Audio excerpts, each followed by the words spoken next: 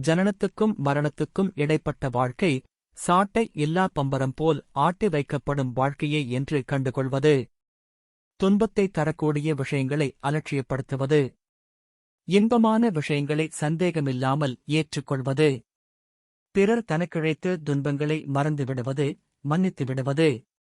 முயற்சிகள் தோல்வியுறும்போது இதற்கு இறைவன் சம்மதிக்கவில்லை என்று ஆறுதல் கொள்வது.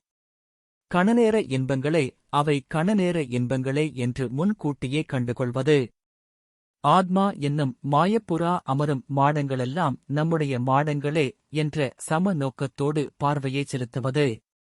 காலையில் இருந்து மாலை வரை நடந்த நிகழ்ச்சிகள் ஆண்டவனின் கட்டளையால் செலுத்தப்பட்ட வாகனங்களின் போக்குத்தான் என்று அமைதி கொள்வது. சொல்வதற்கும் எழுதுவதற்கும் சுலபமாக இருக்கிறது. ஆனால் எப்படி இது முடியும்? பகவத் தியானத்தால் முடியும். அதிகாலையில் ஓர் அரை மணி நேரம், இரவிலே ஓர் அரை மணி நேரம் கோவிலிலோ வீட்டுப் பூஜை அறையிலோ தனிமையில் அமர்ந்து வேறு எதையும் நினைக்காமல் இறைவனையே நினைப்பது.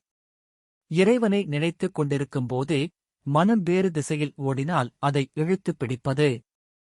பாசத்திலே மூழ்கிக் கிடந்த பட்டினத்தார் ஞானியானது இப்படித்தான்.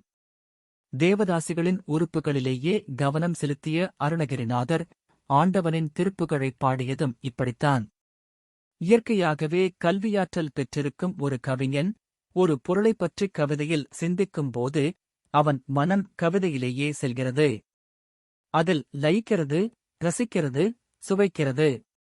அப்போது ஓர் இடையூறு, குறுக்கீடு வந்தாலும் அவனுக்கு ஆத்திரம் வருகிறது.